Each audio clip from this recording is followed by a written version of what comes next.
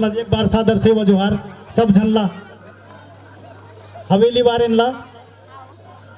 कृषि के क्षेत्र में हमें पैदावार कैसे बढ़ाना है, नवीन तकनीकी क्या है, उसको जानना जरूरी है। आज हम इस कार्यक्रम के कड़ी में कृषि के विषय में विशेष जानकारी प्राप्त करेंगे। आपके सामने आ रहे हैं कृषि विस्तार अधिकारी तिरुमाल रविंद्र मरावी जी। जोरदार तालियों से आप स्वागत करें, वंदन करें, अभिनंदन करें। आप आए तिरुमाल रविंद्र मरावी जी, आपसे बहुत आशा है, अपेक्षा है कि आप कृषि के बारे में विस्तार से जानकारी देंगे और हमारे किसान भाइयों को इसका लाभ मिलेगा और आपके द्वारा सुझाए गए निर्देशन को, सुझाव को अमल में लाएंगे। धन्यवाद। मानिकपुर गांव के समस्त देवी देवताओं को सेवा जोहार करते हुए आज के इस कार्यक्रम में उपस्थित तमाम बुद्धिजीवी, मातृशक्ति, पितृशक्ति और मेरे सगा समाज के मातृशक्ति, पितृशक्ति और मेरे नन्हे मुन्ने बाल गोपाल, आप सभी को मेरा रविंद्र मरावी का सादर सादर सेवा जोहार। जैसे कि हम गांव बस्ती में रहने वाले, हम खेती किसानी और पशुपालन, इससे हम जन्म जन्म से जुड़े हैं। यही हमार काम है, यही हमार धंधा है, यही हमार जीविका उपार्जन के साधन है। लेकिन आज जो खेती किसानी हम कर रहे हैं, देख रहे हैं, एमें जहर की मात्रा, जहरीली खेती कर रहे हैं। कई प्रकार के रासायनिक खाद, कई प्रकार के रासायनिक जहरीले कीटनाशक, इन सारे चीजों को हम हमारे खेत के माटी में, हमारे खेत के माटी के उपज में और हमारे भोजन पानी में शामिल करते जा रहे हैं। इससे बहुत आने वाले समय में बहुत यानी गंभीर बीमारियां और विभिन्न प्रकार के ये जो पर्यावरण में जो बदलाव हो रही से, जलवायु में जो बदलाव हो रही से, ये सब वो के कारण यही है, क्योंकि हम हमारी खेती में, बारी में जहरीले रसायन को हम शामिल करते जा रहे हैं। एक समय अभी भी हमारे बीच में जो सियाने लोग हैं, उनके समय में ऐसे होत रहेगा? बताओ दादा, आप लोग कई प्रकार के रासायनिक खेती करत रहोगा पहले? नहीं ना? लेकिन अभी इसके बहुत दुष्परिणाम अभी सामने आ रही ने, नई बीमारियां आ रही ने, और साथ में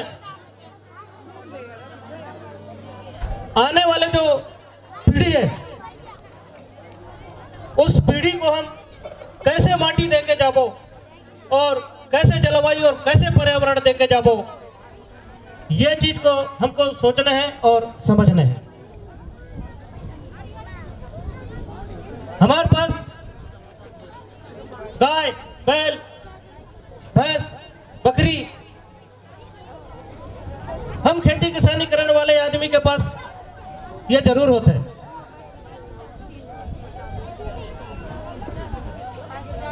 एक के बिना खेती नहीं हो सके, तो हमको ज्यादा से ज्यादा गोबर का खाद को जो है हम अपने मिट्टी में शामिल करें और रासायनिक चीज अगर उपयोग में अगर लाभ ही ले कोई बात नहीं, उसको धीरे धीरे हमको कम करना है। जैसे अभी पिछले कुछ साल केरल के क्षेत्र में जैसे काजू की खेती होती है उस तरफ ज्यादा, तो काजू का खेती में इतना खतरनाक जहरीले रसायन के उपयोग वहां के किसान करें। 2 साल 4 साल 5 साल 10 साल लगातार इस तरह के खतरनाक रसायन, जहरीले रसायन को जो है काजू में छिड़काव करें और उसके उत्पादन करें, लेकिन उसका दुष्परिणाम हुआ क्या हुआ या हो मानव जीवन में, मानव जीवन ही नहीं, पशु पक्षी जीव जंतु इन सब में उसके असर देखे गए। कैसे असर? जैसे महिलाओं में बांझपन, गर्भपात की शिकायत, बच्चा पैदा हो रहा है तो उसका दिमाग का लगवा, तो उसके शरीर का पूरा निर्माण नहीं हो पाता था पेट के अंदर और बच्चा पैदा हो जाता था। ऐसे ऐसे गंभीर स्थिति वहां देखे गए। तो कृषि के वैज्ञानिकों का ध्यान उस जगह में गए, तो हम जाके देखें समझें, तो उसके कारण पता चले, कारण पता यह चले कि यहां जो है इतने खतरनाक रसायन आप उपयोग कर रहे हो, इन चीजों को आप बंद करो। उन्होंने बंद किया, फिर धीरे धीरे वहां के पशु पक्षी भी सब दूर भाग गए उस जगह से, क्योंकि उनके रहन के हिसाब से वहां पर्यावरण नहीं, तो हम छोड़ के सब दूर चले गए। फिर जैसे धीरे से बंद करें, फिर वही पशु पक्षी चिड़िया फिर 2 4 5 साल 8 साल बाद फिर उस जगह में हम आ गए। आज पंजाब हरियाणा जैसे राज्यों को हम कथन की यार खेती किसानी के मामले में बहुत आगे हैं, वो कौन दम में आगे हैं? बस यही रासायनिक और, लेकिन कब तक इनके भरोसे में उत्पादन बढ़ाते रहे। आज ये स्थिति है, औसतन हर घर में एक तो कैंसर का मरीज है, ये स्थिति। जब हम मिट्टी में कोई भी चीज डालते तो मिट्टी में तो खैर रहता है, लेकिन जब पानी गिरता है तो वो जब नीचे भी उतरता, फिर हम कहीं कुआं खोदते, कहीं हैंडपंप खोदते, कहीं ट्यूबवेल खोदते, तो वही रसायन जब रिस के नीचे उतरी, वही पानी के माध्यम से फिर हमारे जब पीएन के लाने पानी आए तो वो पानी भी जहरीला हमको मिलता है, मिट्टी भी जहरीला हो रही है। और पशु जो अपन गाय बैल भैंस बकरी पालते हैं, तो घर के जो अपन फसल के जो पैरा होता है, भूसा होता है, इसको खवाते हैं, तो उससे हमको दूध मिलते हैं, वो दूध में भी वो रसायन पहुंच रही है। और एक चीज और मैं कहना चाह रहा हूं कि हमको बाजार के ऊपर कम से कम निर्भर रहना है, बाजार के ऊपर कम से कम निर्भर रहना है। हमारे पास सब कुछ संसाधन है, बस बशर्ते उसका प्रबंधन, उसका मैनेजमेंट थोड़ा सा अगर हम व्यवस्थित रूप से अगर कर लें, तो हम हमारे ही आसपास के संसाधन से ही, जैसे विभिन्न प्रकार के पेड़ पौधों के पत्तियां है, घास फूस, ये जो है इनको भी सड़ा के हम गोबर के साथ बढ़िया सड़ा करके इसको हम खेत में इसको बो सकते हैं। जैसे आज इस 2023 को अंतर्राष्ट्रीय ये कोदो कुटकी का साल घोषित किया है शासन ने। एक समय था कोदो कुटकी को लोग कहते रहे, अरे यार कोदो कुटकी के भात खवाते, कौन जाए इनके गांव में या इनके घर में। लेकिन आज इसी कोदो कुटकी के लिए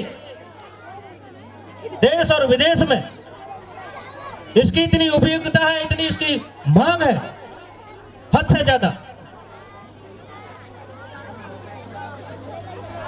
आज अभी भी आप जितने लोग बैठे हो, शुगर बीपी एक समय में कोई नहीं जानता रहे गांव देहात के आदमी, लेकिन आज गांव में भी ये चीजें होने लगी। क्यों? बाजार के हम सब्जी भाजी लाथन खाथन, पता नहीं वो सब्जी को उगाने वाले कौन से केमिकल बुधवार को डालिस, गुरुवार को काटिस और शुक्रवार को लाके बाजार में बेच दे। हम शुक्रवार को बाजार गए, खरीद के ला लें, यार भाजी तो बढ़िया है, सब्जी तो बढ़िया है, ताजा है, हरा है, बढ़िया, लेकिन हमको याद पड़ता थोड़ी है उसमें कौन से केमिकल डाली से, कौन से रसायन डाली से, कितना जहरीला है ये चीज हम खा रहे हैं। हमारे पास घर परिवार में खेती बाड़ी के साथ साथ में छोटा मोटा ऐसे आजू बाजू घर के आसपास मौलकी कोलकी रहता ही है। ऐसे जगह में हम कम से कम घर के पुरता तो सब्जी भाजी उगा सकते हैं।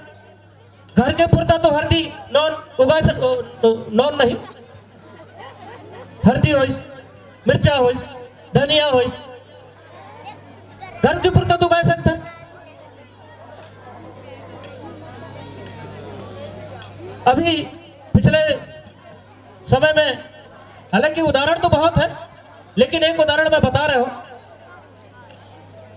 जो धनिया वगैरह जो ये पाउडर पीस के आता है बाजार में,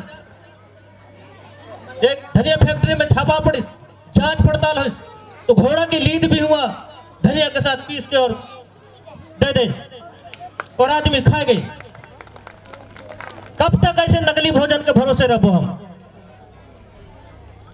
और हमारा समाज इतना मेहनती समाज है, सब कुछ कर सकता है, सब कुछ उगा सकते हैं।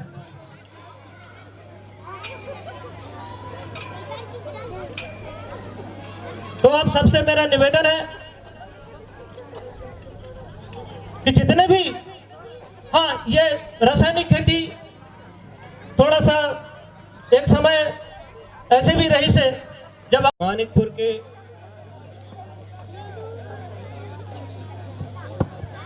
मानिकपुर गांव के समस्त देवी देवताओं को सेवा जोहार करते हुए आज के इस कार्यक्रम में उपस्थित तमाम बुद्धिजीवी, मातृशक्ति, पितृशक्ति और मेरे सगा समाज के मातृशक्ति, पितृशक्ति और मेरे नन्हे मुन्ने बाल गोपाल, आप सभी को मेरा रविंद्र मरावी का सादर सादर सेवा जोहार।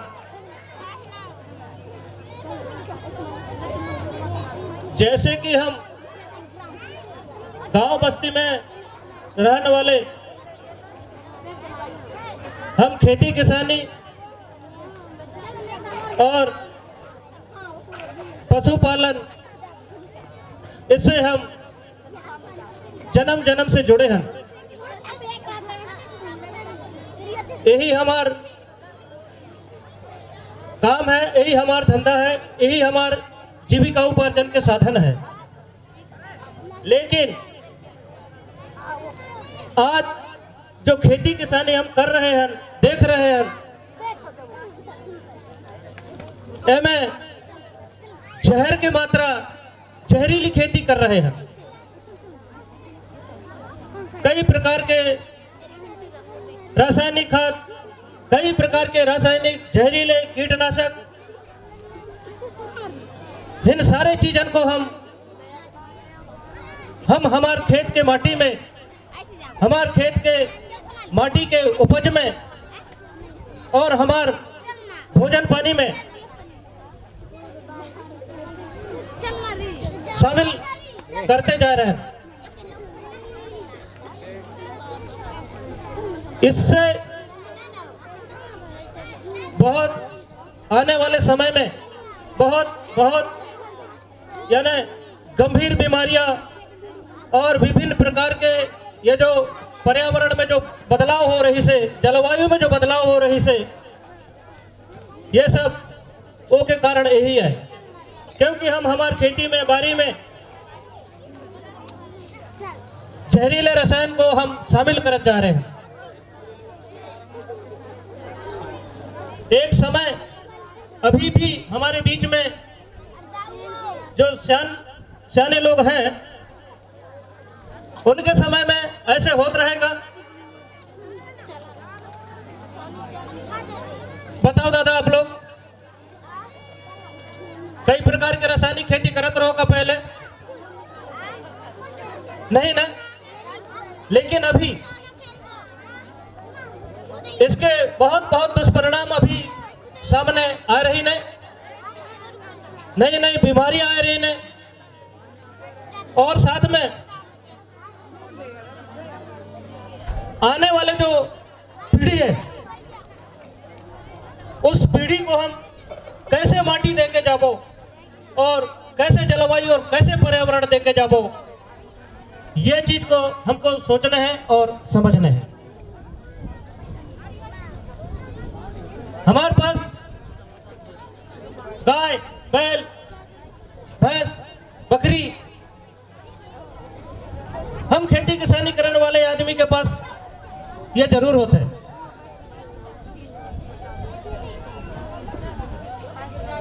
एक के बिना खेती नहीं हो सके, तो हमको ज्यादा से ज्यादा गोबर का खाद को जो है हम अपने मिट्टी में शामिल करें, और रासायनिक चीज को धीरे धीरे करके अगर उपयोग में अगर लाभ ही ले, कोई बात नहीं, उसको धीरे धीरे हमको कम करना है। जैसे अभी पिछले कुछ साल केरल के क्षेत्र में जैसे काजू की खेती होती है उस तरफ ज्यादा, तो काजू का खेती में इतना खतरनाक जहरीले रसायन के उपयोग वहां के किसान करें। 2 साल, 4 साल, 5 साल, 10 साल लगातार इस तरह के खतरनाक रसायन, जहरीले रसायन को जो है काजू में छिड़काव करें और उसके उत्पादन करें, लेकिन उसका दुष्परिणाम हुआ क्या हो? हुआ या हो मानव जीवन में, मानव जीवन ही नहीं, पशु पक्षी जीव जंतु, इन सब में उसके असर देखे गए। कैसे असर?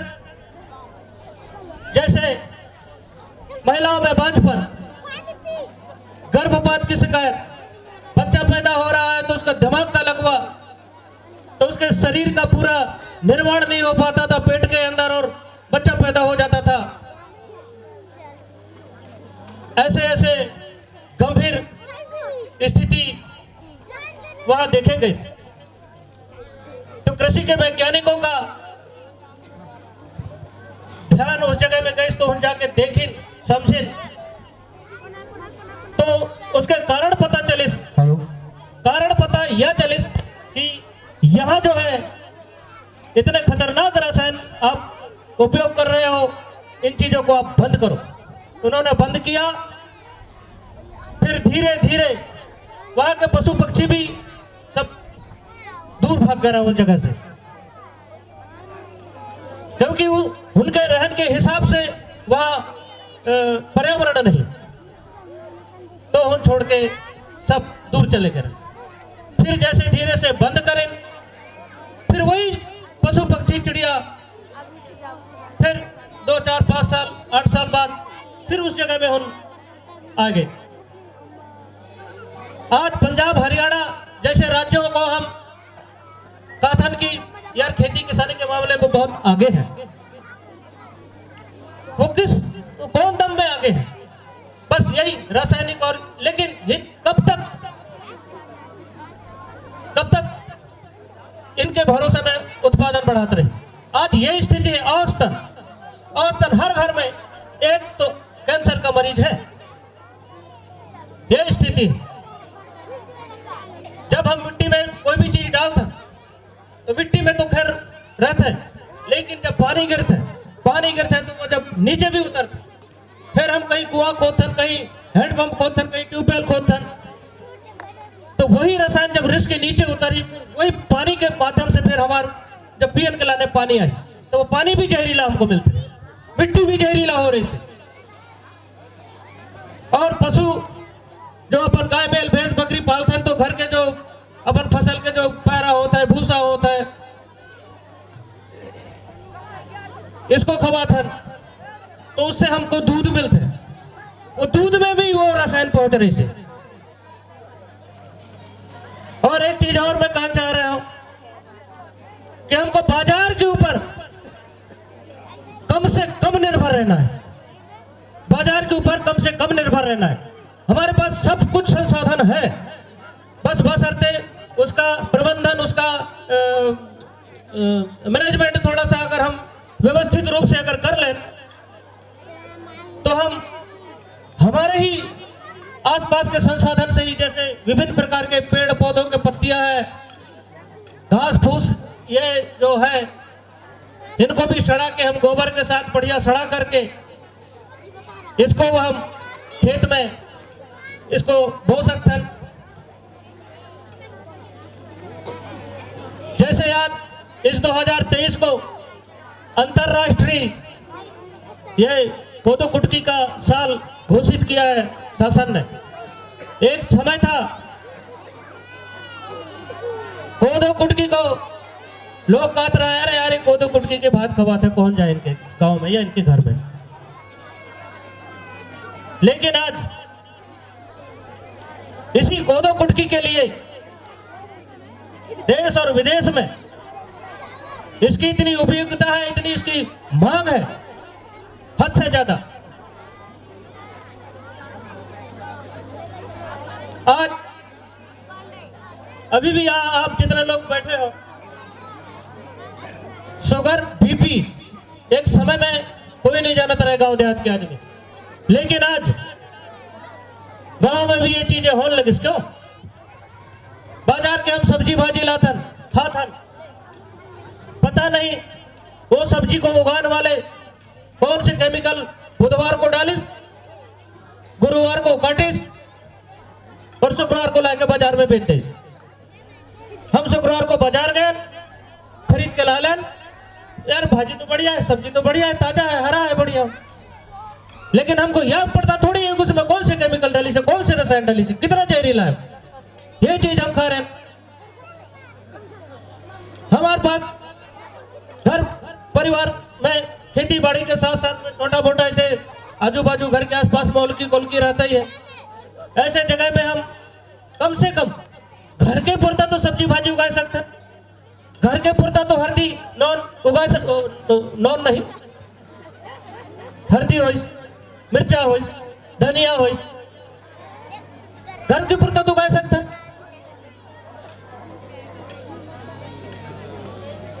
अभी पिछले समय में, हालांकि उदाहरण तो बहुत है, लेकिन एक उदाहरण मैं बता रहा हूं। जो धनिया वगैरह जो ये पाउडर पीस के आता है बाजार में, एक धनिया फैक्ट्री में छापा पड़ी, जांच पड़ताल हुई तो घोड़ा की लीद भी हुआ धनिया के साथ पीस के और दे दे और आदमी खा गई। कब तक ऐसे नकली भोजन के भरोसे रहो हम? और हमारा समाज इतना मेहनती समाज है, सब कुछ कर सकता है, सब कुछ उगा सकते हैं।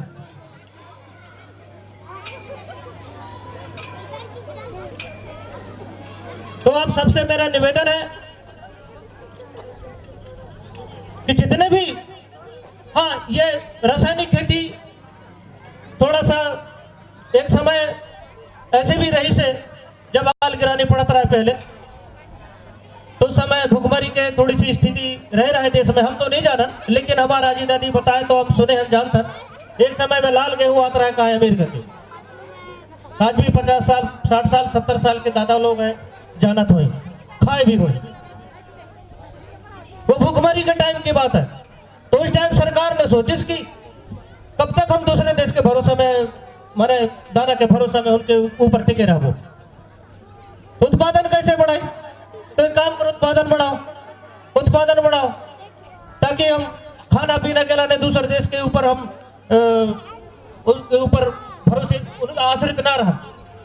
यह सोच के फिर कोई विदेशी चीजों को, रासायनिक चीज, खाद है, ये है वो है, सब ला के बाजार में दे दे, किसानों के खेत तक पहुंच गए। उत्पादन तो खैर बड़ी कोई बात नहीं, लेकिन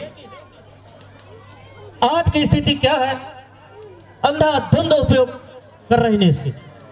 वो अंधाधुंध उपयोग करने का कारण हम मानव जीव यह चीज के उपयोग करें, लेकिन इसके भुगतान पूरे चिड़ै चुलगे और पूरे कीड़ा मकोड़ा और ये और वो, इन सबको भुगतने पड़ रही है। हमारे खेतन में आज केचुआ नहीं मिले, एक समय केचुआ रहते रहे, कहाँ गए ना?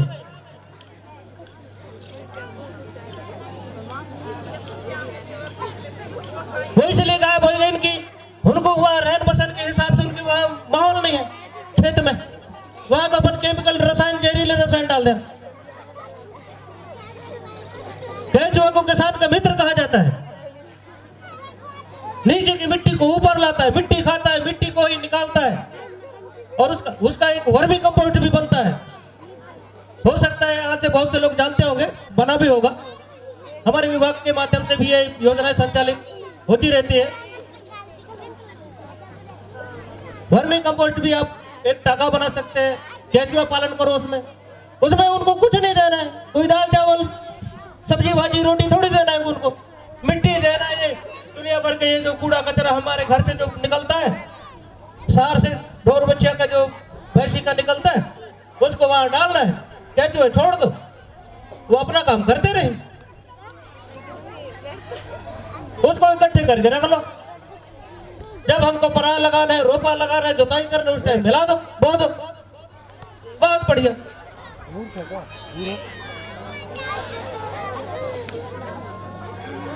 एक प्रकार से कहे जाए तो अब चलो चली पुरखा गली, हमारे पूर्वज लोग, सियाना लोग कहा इतना दुनिया भर के करते रहे, लेकिन तंदुरुस्त रह रहा, तंदुरुस्त रह रहे। आज की पीढ़ी उतना मजबूत नहीं है। पहले डोंगर जात रहे, कोई टूड़ा उड़ा मिल जाए, लात मार के अगर हिला दे और हिल गए तो यह मान के चलो लोग उठा के वो घर तक ला ली।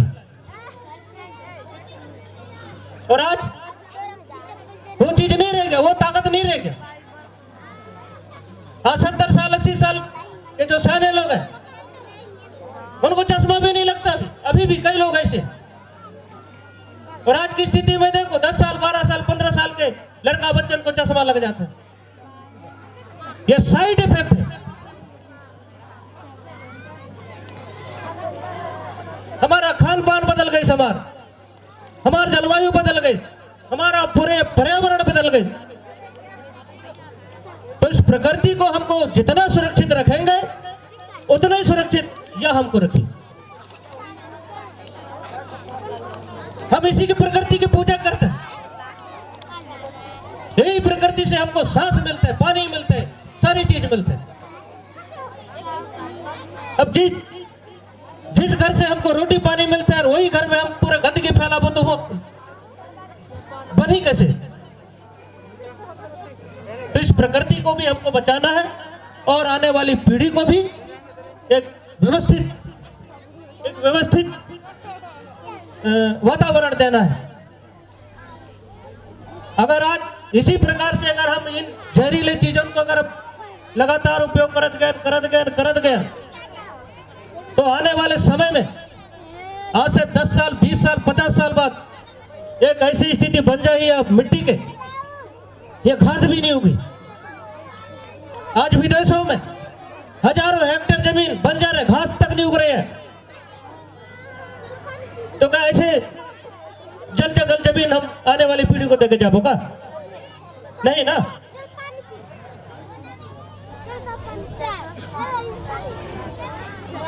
इसलिए आज और आपके क्षेत्र में कोदो कुटकी होता है, इधर होता है ना, तो कोदो कुटकी को बढ़ावा दो। हम लोग क्या करते, कोदो कुटकी तो उगा लेता। अब कौन धरे कूटे, उठा के बाजार में बेच दे माटी मोल। उसको व्यापारी लोग ले जाते हैं, बढ़िया उसके जो है दरना कूटना ये वो साफ सूफ करके 100 रुपए, 150 रुपए, 200 रुपए, 400 रुपए किलो तक कोदो और कुटकी के माने कोदाई और कुटकी। बताओ इतना कीमती। अरे 10-12 साल भी घर में रह जाएगा तो कुछ नहीं हो उसमें। बाकी और कोई अनाज को आप नहीं रख सकते इतने दिन, 10-12 साल तक।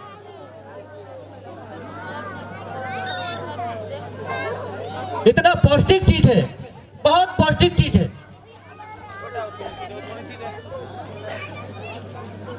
आप जितना भी जगह में आज कोदो कुटकी लगा रहे हो, अगर और जगह है तो उसको मत छोड़ो,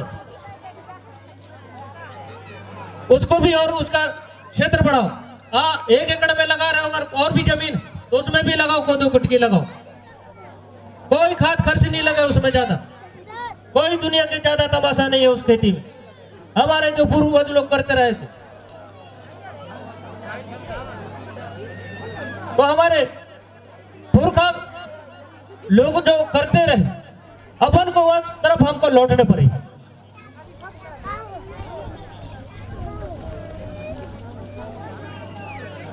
जैसे आज कोई शुगर की भी, शक्कर की बीमारी हो गई, शुगर, तो डॉक्टर कहते चाय मत पीना, मीठा मत खाना, चावल मत खाना, आलू मत खाना। तुम कोदो कुटकी आंख मूंद के खाओ, कोई दिक्कत नहीं। मोती छिरा है खाओ, कोई दिक्कत नहीं। कोई भी बीमारी है खाओ, कोई दिक्कत नहीं, कोई परहेज नहीं है दाना पे। बाकी और चीज में डॉक्टर कहती कि नहीं ये चीज मत खाना, तो ये मत खाना, ये है तो वो है। आज हमारे ये मंडला और डिंडोरी को कोदो कुटकी के नाम से जाना जाता है, कोदो कुटकी के जिला के नाम से जाना जाता है। हम बड़े सौभाग्यशाली हैं कि हमारे पास आज भी बहुत रकबा है अभी कोदो कुटकी। उस रकबा को और बढ़ाओ ज्यादा, और तेल वाली भी फसल लगाओ। राई है, रमतिला है, तिली है। हम तिली लगा ले, जगनी लगा ली, उठा के बाजार में बेच देता। बेचना नहीं है उसको, शुद्ध तेल खाओ।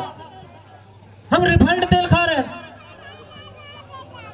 ये रिफाइंड तेल को हम समझते हैं कि यार ये नहीं बढ़िया ठीक ठाक तेल है। ये हमारे घर में जो परिवार रहा तेल है, ये जो घानी चक्की जो चल रही है, इनमें जो परिवार रहा तेल है, उससे कई गुना वो माने कमजोर है वो तेल।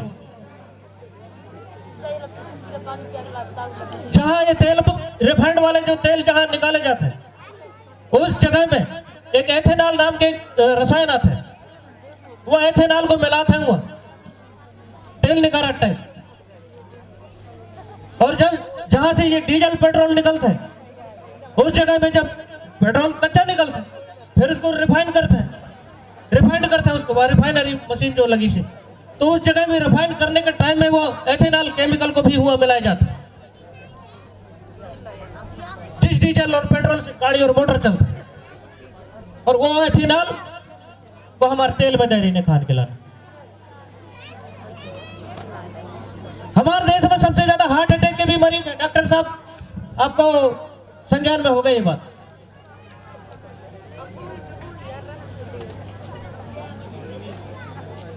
हाँ, हार्ट अटैक की ये समस्या सबसे ज्यादा है, जिसमें भी वैज्ञानिकों का रिसर्च आया है सामने। बाकी रिसर्च क्या है कि हार्ट अटैक की कोई उम्र सीमा नहीं है। किसी भी उम्र को ब्रेन हेमरेज हो रहा है, ब्रेन हेमरेज हो रहा है, हार्ट अटैक हो रहा है। ऐसी बड़ी बड़ी बीमारियों को हम चुनौती आमंत्रण दे रहे हैं हम अपने ही उससे।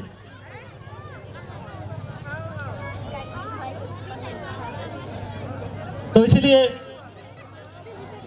आप सबसे मेरा निवेदन है कि हमको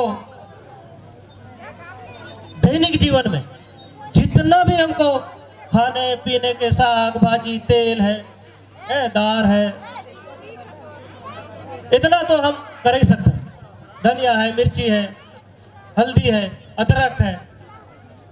माटी में तो होता है, कोई कारखाने में थोड़ी बनता है।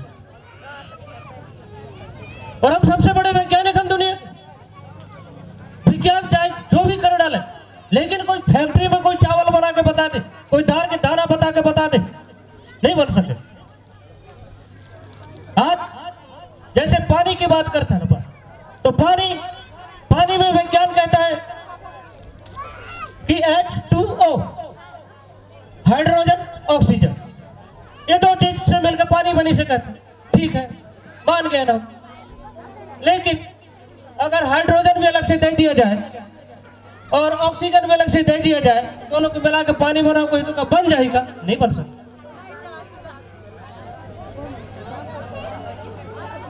तो इसलिए पशुपालन को भी हमको बढ़ावा देना है। पशुपालन को बढ़ावा देना है, क्योंकि खेती और पशुपालन ये दोनों एक ही सिक्के के दो पहलू हैं। खेती के बिना पशुपालन नहीं, पशुपालन के बिना खेती। तो और भी वक्तव्य है, तो मैं संक्षिप्त में इतनी बात रख के मैं अपनी वाणी को विराम देता हूं। आप सभी को सादर सादर सेवा जोहार। बहुत जोरदार तालियों से अभिनंदन करें हमारे मरावी साहब का, जो विशेष रूप से हमारे खेती किसानी के बारे में जो जानकारी दिए हैं। हमें उस जानकारी के अनुसार अमल करना चाहिए और अपने खेती की स्थिति को सुधारना चाहिए।